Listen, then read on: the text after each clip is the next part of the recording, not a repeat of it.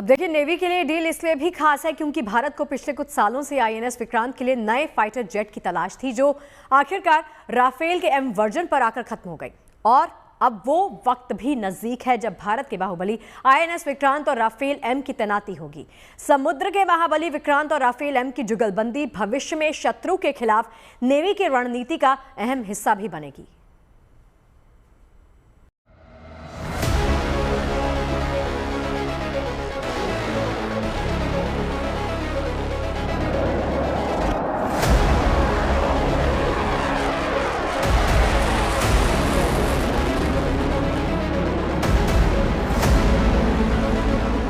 भारतीय नौसेना के लिहाज से आईएनएस विक्रांत के लिए फाइटर जेट की डील काफी अहम है। ऐसा इसलिए क्योंकि इंडियन नेवी को एक ऐसे फाइटर प्लेन की दरकार है जो आसानी से आईएनएस विक्रांत से लैंडिंग और टेक ऑफ के साथ समुद्री सरहद की हिफाजत कर सके।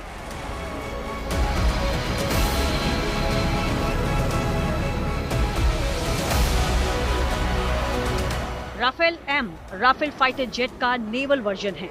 इसे एयरक्राफ्ट कैरियर यानी विमान वाहक पोत पर तैनात करने के हिसाब से तैयार किया गया है।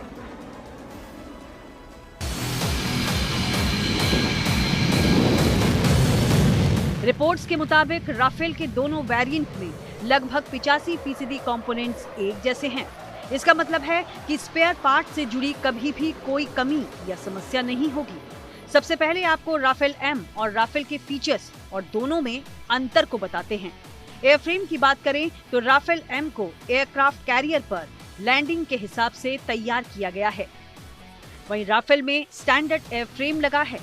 राफेल एम का विंग फोल्डेबल है, वहीं राफेल का विंग नॉन फोल्डेबल।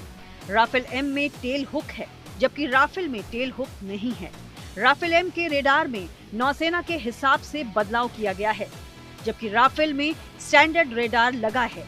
हथियारों की बात की जाए तो राफेल एम कई सारे हथियारों के साथ एंटी शिप मिसाइल से लैस है, जबकि राफेल स्टैंडर्ड रेंज वाले हथियारों से लैस है।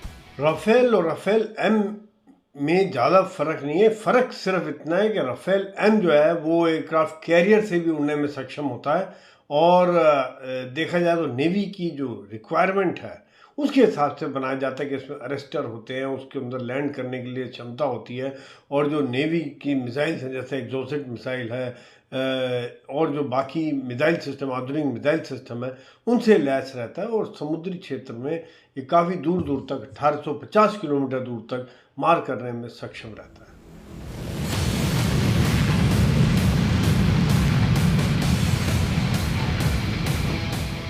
राफेल एम समुद्री इलाकों में हवाई हमले के लिए विशेष तौर पर डिजाइन किया गया है। राफेल एम बहुत कम जगह पर लैंड कर सकता है। इसे short take off but arrester landing कहते हैं।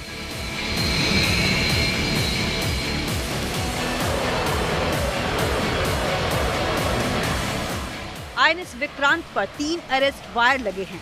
लैंडिंग के वक्त एयरक्राफ्ट की टेल इनमें से किसी वायर पर हुक हो जाएगी, इससे वो कम दूरी पर ही रुक जाएगा। इसे टेल हुक कहते हैं।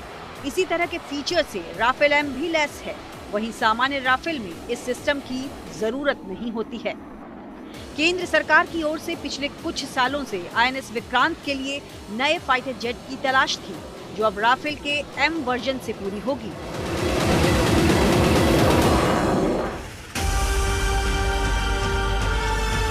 दरअसल नौसेना अपने बेड़े में पुराने पड़ चुके रूस के 43 फाइटर जेट्स MiG-29K और MiG-29K UV को हटाना चाहती है। कई एयरक्राफ्ट का नाम नौसेना के दिमाग में था, लेकिन फाइनल रेस राफेल एम और F-18 के बीच थी।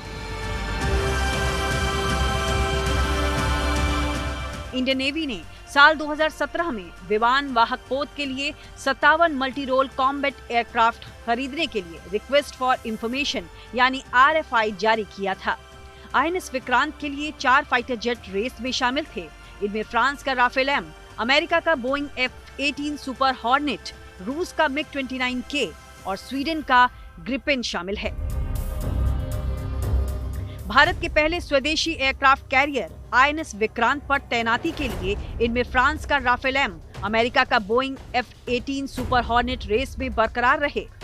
फिलहाल भारतीय नौसेना रूसी MiG-29K के 2 स्क्वाड्रन का इस्तेमाल कर रही है, जिसके रखरखाव और पार्ट्स को लेकर परेशानियों का सामना करना पड़ रहा है। नौसेना ने विक्रांत पर तैनाती का अंतिम फैसला लेने के लिए सबसे पहले फ्रांसीसी राफेल एम और अमेरिकी F-18 सुपर हॉर्नेट विमान की गोवा में टेस्टिंग की। टेस्टिंग के दौरान पाया गया कि राफेल एम में कई ऐसी खूबियां मौजूद हैं जो उसे भारतीय नेवी की जरूरतों के लिए बेहतर साबित करती हैं। आइए आपको बताते हैं राफेल एम में वो कौन सी खासियत हैं जिनकी वजह से इसने INS विक्रांत पर तैनाती की रेस में अमेरिका के F-18 हॉर्नेट को शिकस्त दी। राफेल एम 1912 किलोमीटर प्रति घंटा की रफ्तार से उड़ान भरने में सक्षम है, वहीं अमेरिकी F-18 हॉर्नेट 1915 किलोमीटर प्रति घंटा की रफ्तार से उड़ने की क्षमता रखता है। दोनों की रेंज की बात की जाए तो राफेल एम की रेंज 3700 किलोमीटर है, तो वहीं F-18 हॉर्नेट की रेंज राफेल से कम यानी 3330 किलोमीटर है। राफेल के समुद्री वर्जन का वजन 10,300 किलो है, वहीं F-18 हॉर्नेट काफी भारी है, इसका वजन 14,552 किलो है। राफेल की लंबाई 15.27 मीटर है, तो F-18 हॉर्नेट 18.31 मीटर लंबा है। आंकड़ों से साफ हो गया होगा कि कौन किस पर भारी है। इन तमाम खूबियों की वजह से ही नौसेना इसकी डील के लिए आगे बढ़ी थी।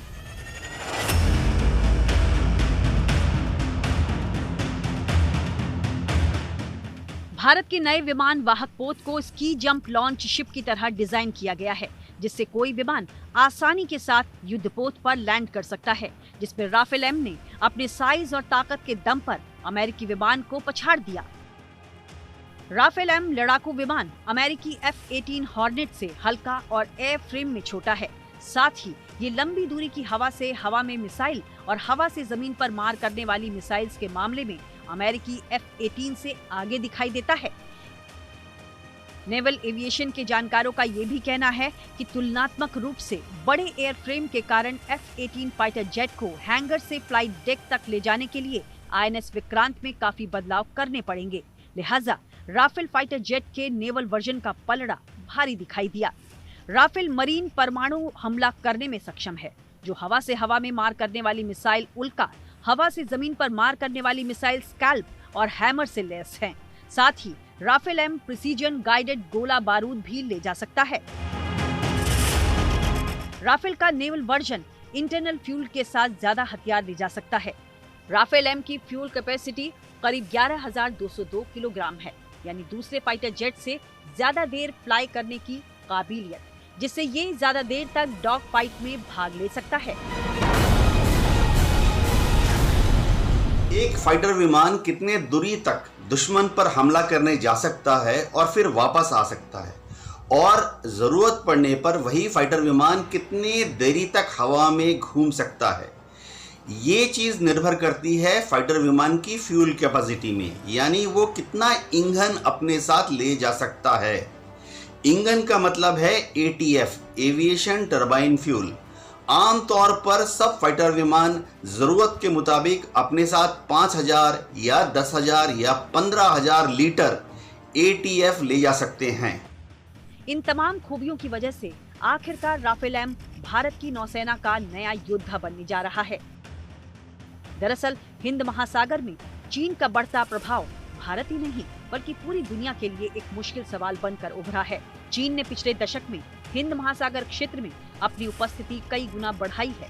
ऐसे में भारत के लिए ज्यादा सावधानी बरतना और अपनी नौसेना की ताकत को बढ़ाना जरूरी हो गया था, और इसी का नतीजा है INS विक्रांत और राफेल एम का डेडली कॉम्बो, जो दुश्मन के सर्वनाश की गारंटी देता है। शिवानी शर्मा के साथ ब्यूरो रिपोर्ट, न्यूज़ टुडे।